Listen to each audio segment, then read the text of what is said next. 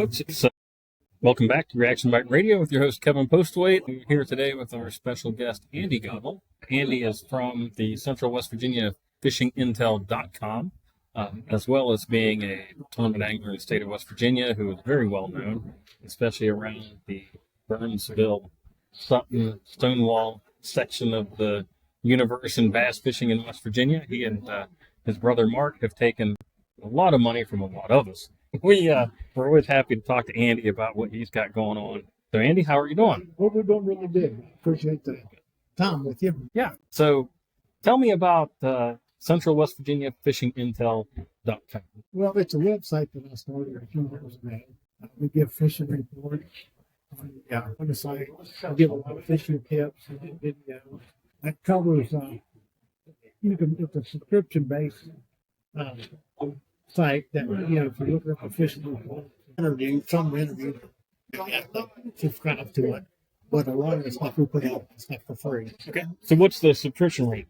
Subscription rate, like if you want to do a subscription in all three lakes, subscription of annual what's happening for bass and carp. So what, a little under $9 a month. Yeah. So $8.99 or something, whatever it is.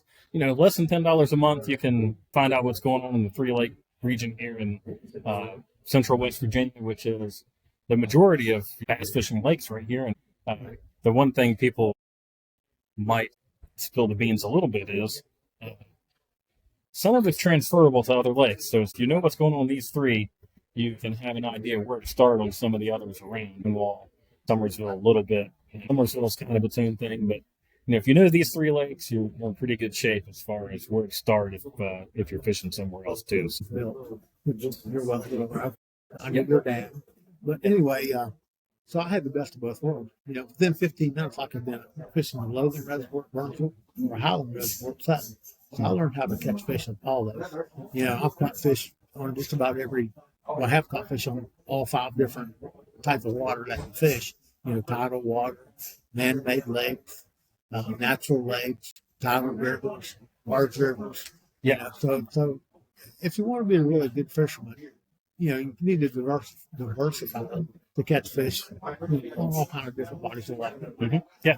Now, you mentioned that my dad, my uncle, and I, and my cousin used to come up here. I told Mark this, and I don't think he really realized it, and maybe you don't either, is, I know that you remember doing it, I'm sure, because it was just the way you guys were, is we would come up as kids with my uncle a lot of times, and sometimes my dad was with me too, Tink Early One that has the concrete company, and we would come up and you guys would be there, and you'd see Tink with the 2 boys, my cousin and myself, and you guys were always very generous with what they were fighting on, how to catch fish, so that we always had a good time, especially my cousin and I, when we were with my uncle. Don't get me wrong, he could fish, but you were always very helpful with that information. And it's something that I always have remembered about you and your brother, is how much that meant to me as a kid, that someone would take the time to, actually give us the information, and it mattered that we had a good time.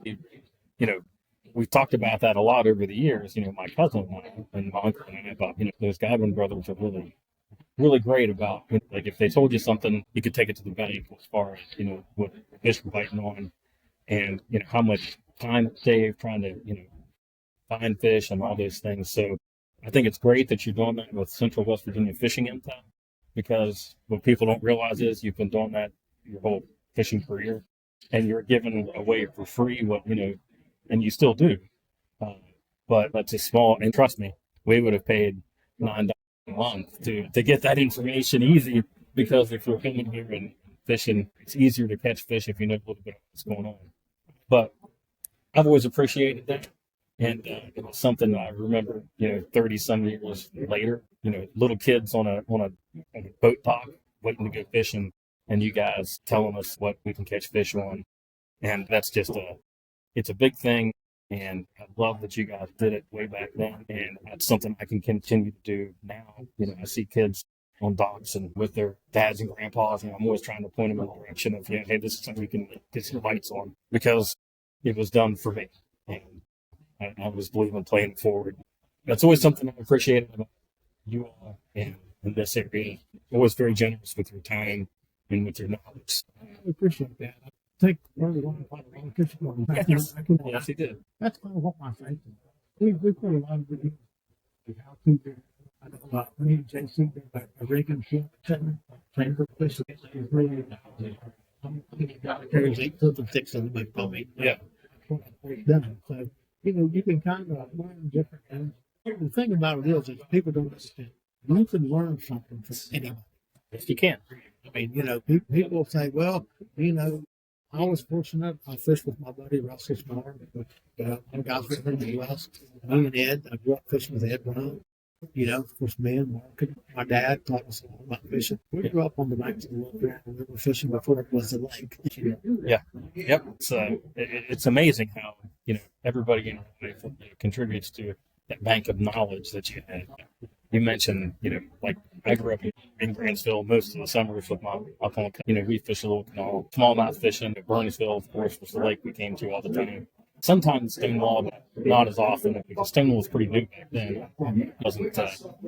It wasn't what it is today as far as, it had its times. It was harder for us to catch fish on because of the size of it. A little further. So we didn't spend a lot of time there. But you catch big fish there. You can in Burnsville too. I hate to say this. People say, well, how do you learn how to do this? Back then, you got a bass master. You got 6 of them a year, 7 of them a year, and you lift that head down. And then most of the stuff was, I learned how to slow roll spinner bait at Second Lake. What I did, I took 2 spinner baits, 1 rod. You're going to catch one rod. I learned how to do that. That's kind of the way I learned how to do all this. Now there's so much information out there. These type of sites that like I'm doing right now are really great sites to learn about. Same way with the bass, maybe Mark and JC. We do a lot of those type of videos. So it's kind of a unique site. So tell me about the crappie fishing. That's taken off in the last, 10 years now? I'm a big fisherman. I fish year round and love to fish. I just fish. So I started crappie fishing. I got the bras catching a lot of nice big crappie stuff. I just continued with it. So I got a couple other people into it. Some things about crappie magnet, trout magnet. Yeah. I just love the guy. Now with this board fishing sonar, I fish for a lot of fish at Sutton Lake in the wintertime and Burnsville Lake, and they're single. They're bigger single crappie out there suspended over different weather. And it helps my casting skills and working the bait for when I'm going for bass fishing. Yeah, being able to read that graph. So I've done some videos on that, on the site, why should bass fish from crappie fishing? Well, a lot of it to learn their electronics. You can find these schools of fish with your electronics. And, I'm 65 years old, fellas. I mean, it's not as hard as the guys think it is. Pay attention to it. And some guys say, well, I just have a little 2D sonar that's really old. You can find them with that. So tell them you can find these fish with anything. So what do you have on your, do you use Garmin's or Lowrance? I'm running Humminbird part. I'm sorry. Now I'm running on my boat. Now I'm running a aluminum Ranger, and I'm running a 12-inch down scan, side scan, 2D sonar at the back, GPS, a little 9-inch up front that just for GPS mapping. And then I run a 12-inch screen for my forward-facing sonar. And I think Mark's boat got 2 9-inch Garmin's on it. Catch them on that 9-inch the same as I can the 12. Yeah. The 12 helps me a little bit when I'm showing videos. Yeah. Because you can see a little bit better. But the 9-inch one, I've got plenty of bass off the 9-inch one in tournaments and top fish tournaments replaced with that. One crappie tournaments with the 9-inch one that Mark has. So it doesn't really matter. Yeah, now the crappie tournament soon is getting bigger too, right? Right. We fished some of the national ones. Me and Chris, we come in fourth in one of the pro trails down at Old Hickory Lake in Tennessee. But it was a fun little crappie tournament. We have a few at Sutton sometimes.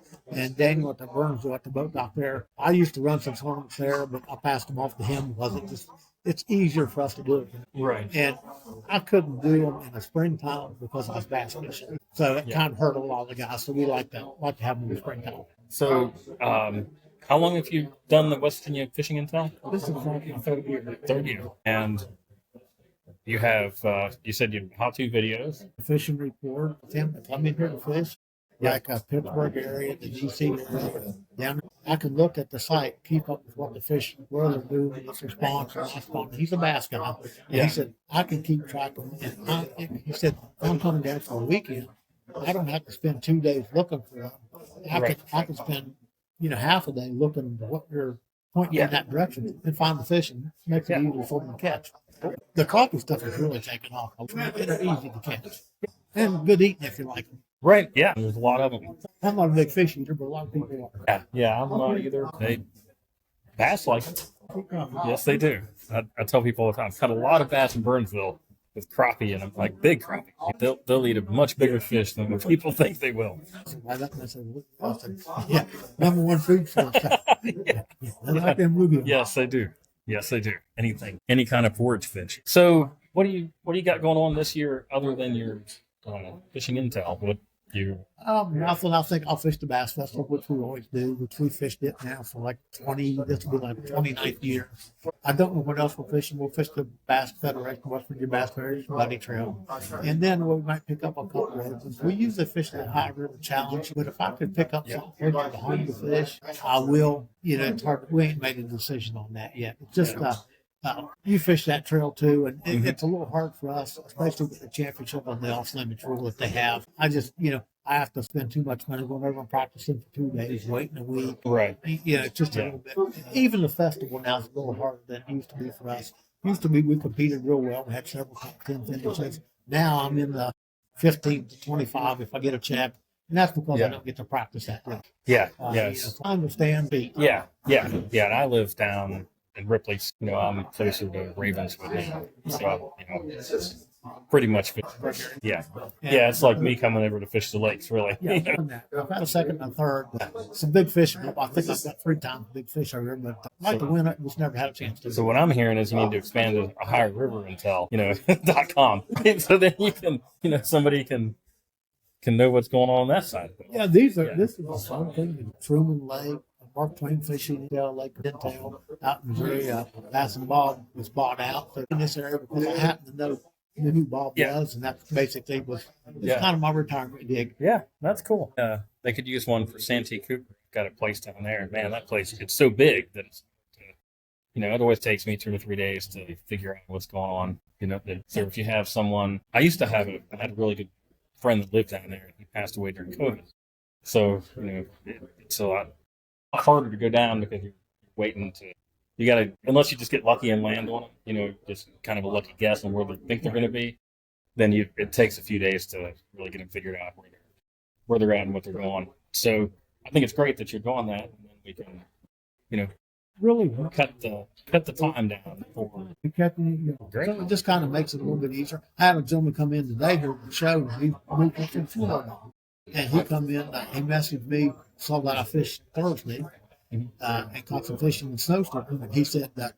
Yeah. So, folks, if you haven't looked at it, check out Central West Virginia. I'm reading his shirt. Central West Virginia FishingIntel.com, and take a look at the site, see what's going on there, review what's free, and if you like that, definitely subscribe, because it's a cheap way to get information that take you days to find otherwise, if you found it at all. Because I can say Andy and Mark and the crew there, they're hammers up here in this area. So if he's giving you info, it's good stuff. Anytime. Good to see you. Glad you invited us. I appreciate it very much.